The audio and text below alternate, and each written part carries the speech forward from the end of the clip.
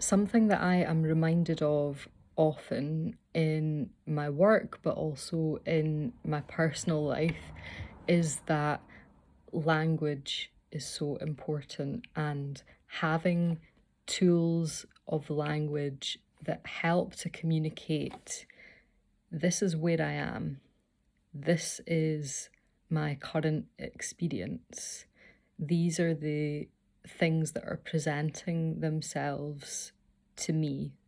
This is my understanding of the situation. This is how I feel about this.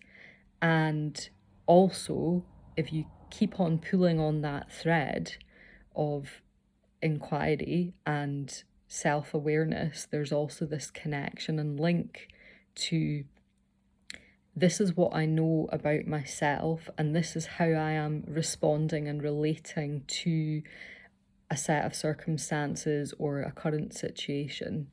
And in dynamics where we are asking for support, we are receiving assistance from others, we are collaborating with others, we are trying to bring in other resources to support in an advocacy capacity, it is really crucial that we either come into that space with a language that is able to articulate this is how I'm responding to this situation, and this is what I think might help.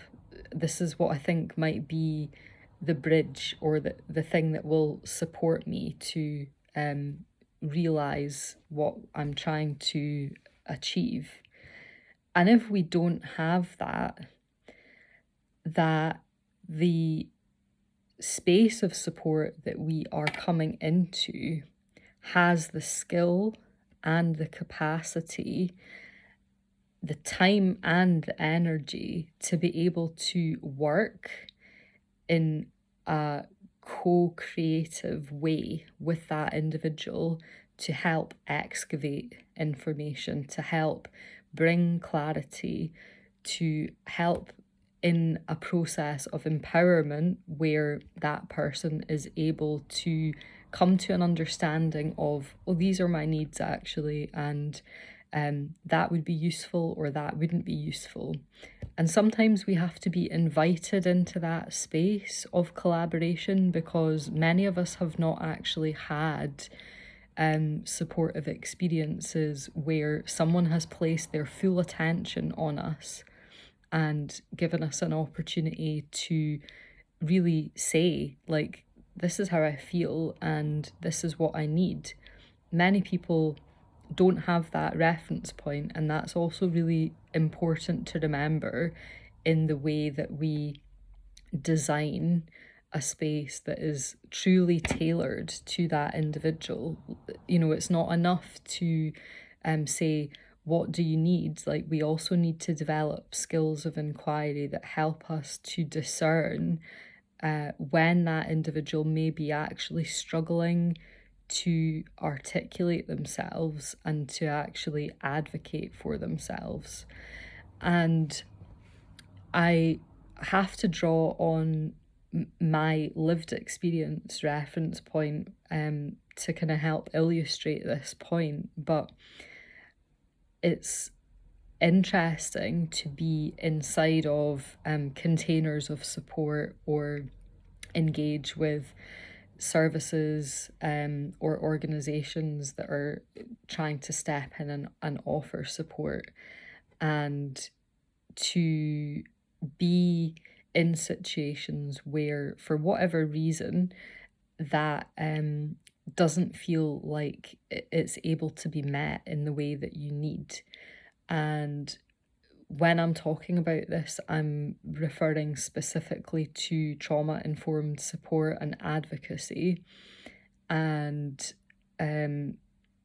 what I have realised in my own therapeutic development is that over time, where there may once have been a point of reaching a kind of limit with my own capacity to feel sort of secure in a process, I may have resorted to, oh, let's just white knuckle it, let's just get through this, let's get it done, and you know, situate myself inside of um, an experience that would be highly uncomfortable and highly activating, but in service of trying to get it done and not wanting to inconvenience anyone, but ultimately inconveniencing myself and resulting in a really peak activation, which would then leave me completely flooded and needing days to recover, to recalibrate, to find my center again, to find that balance, and then actually to begin inevitably this work of relational repair, because you've just exposed yourself to an experience where someone is there claiming to be helpful and supportive, but they don't have the skills, the tools, the resources, or the ability in that moment to be able to offer that. So it kind of erodes and undermines trust then in this conceptualization of like what support actually is, and we can then start to code our exchanges of like, support equals bad, support equals not good for me. And if you are skilled in other ways, or you have capacity in other ways, this is where I believe the kind of hyper independence tendency can really become activated, because it's then easier to say, well, I'm just going to do it myself, or I can't trust other people to do that for me. So it's just much easier and much better if I do it myself. And this is like a high functioning element, which I think there's so much nuance to that, but it can be really tied into what your template is, what your reference point is with regards to education and interacting with systems effectively. What skills and language you have to be able to kind of navigate the lay of the land in terms of how the world operates, and how systems interface with each other. So if you have a kind of reasonable template there in place, then where those needs are not met, it becomes a kind of rationale, like, okay, well, I'm just gonna go on this pathway on my own because I have communication skills, or like I have the ability to do my own research, or these kind of things. But that brings it back to this reminder of really putting into context what is the privilege that people have based on their background, and how does that shape and influence the way that people interact with systems of support. Because as I say, going to this timeline view of my own therapeutic process and realizing, like, okay, there's been growth and development there because I'm better able to actually name and share with a person that is in a supporting role, to say, actually, this setup or this dynamic or this situation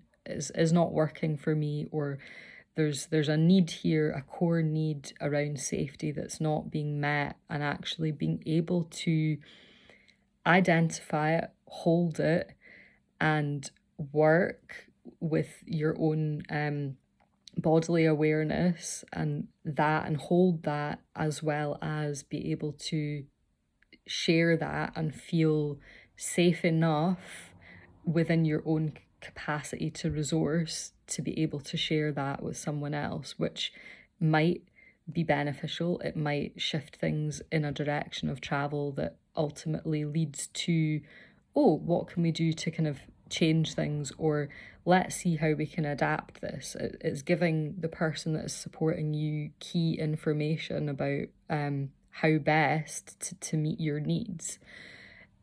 And then I have this painful reminder of, I have to reflect on my educational background, my line of work, the fact that communication and expression as a special interest and a niche and an area that I've spent years studying, practicing, exploring in inquiry, in dialogue with other people, in kind of case study experiences, that has enriched my lens. It has enriched my reflection in that particular area. So I come with that, and I then also come with like the reference point and experience of professional interactions with other peers working in this space, working in cross-disciplinary spaces, and also the fact that you then are bringing into your way of being and referencing, if you've had access to therapeutic support, that becomes a stabilizing structure that kind of underpins lots of other things, especially communication and expression when it comes to self-advocating and actually naming things and sharing things with other people in service and support of yourself. And that's a lot. It's to diminish that and minimize that is silly, because it's a lot. It's like these are all skills and tools, or they have equipped me with skills and tools, which put me in a position where I am much better able to not only identify where a gap in support might be, but also how to express that in a way that honours my own truth and authenticity, but also maybe has the capacity to find language and find articulation in someone else's discipline or area of expertise, and actually create a bit of a translation bridge of connection where I can be like, okay, this person is from this perspective or role, so you're bringing in your like professional reference point or your strategic business reference point. These are all skills that take time to develop. So bearing that in mind, and then thinking about the support structures that exist and are in place to meet the needs of some of the most vulnerable people in society, it's like, okay, wow, that is a lot. There's a lot to consider in terms of how we really tailor person-centered support that is trauma-informed in a way that meets the needs of that individual. Like, that is not an easy task to achieve. And I can say that knowing that I am someone that has specific access needs, and I am someone that is trauma impacted, and that I also have, there are considerations for now the way that I approach conversations around asking for support or bringing someone else in to advocate on my behalf to assist me with something. But I have a language. That's the point I'm making. I have the capacity to explore language and inquire language, even if at times it's difficult, or even if at times things stress me out or create activation. Like, I'm human. Those things happen to me as well. But I'm also very well resourced with tools to explore and to resolve sometimes, or to soothe, or to bring me back into a space of relative safety, or at least to a point where I feel like, okay, I can manage things now, I can go about my day. And we make a grave error when we assume that other people have those skills and tools. Sometimes in that initial support interaction, we also, as part of an accessibility check-in, really need to be asking, what is your capacity right now, and how well are you able to explore and manage whatever the subject or the focus is.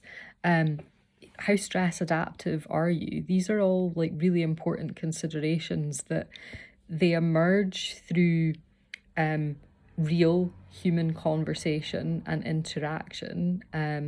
They can come up in kind of idiosyncrasies ways, but they're often missed in terms of a formalized process for like, how do we actually ask the right questions in the beginning of initiating a relationship with someone to be able to inform how we progress with that relationship going forward. There might be a template or a focus or an action plan to go through a specific process or protocol to achieve a particular goal, at an organizational level.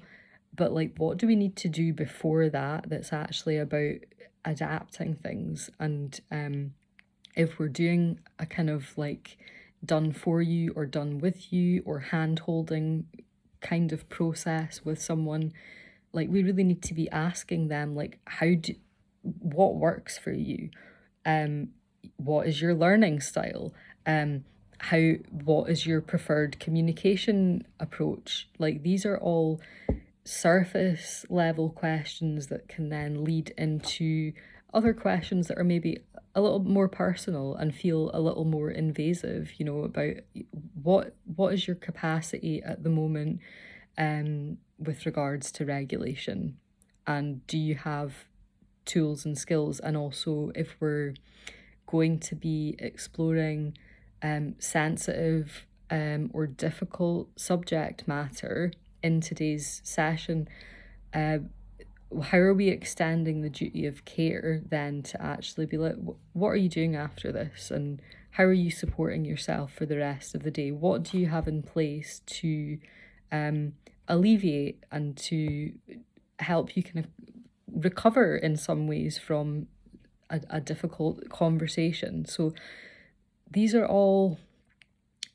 human things. These are all connection points. These are all opportunities to expand the ways in which we can offer support to others. And if you are interested to kind of hear more reflections on this, I'd have another video called When a Trauma-Informed Space Causes Harm, which is kind of from another reflection a few months back. So if you're kind of interested to continue this thread, that's one to check out as well. But yeah, it's a lot. We need to do a lot of preparation and groundwork, and I think a lot of the time missing the opportunities for support comes down to the fact that people are working with limited resources, and that is really frustrating, but it is also a reality. How does this relate to your own practice, your personal lived experience? Be really curious to hear how this emerges for you. Let me know if there's anything that's been sparked from this that you would like to discuss further. If you are curious about voice work and you want to know a bit more about that, I invite you to go onto the website, have a look.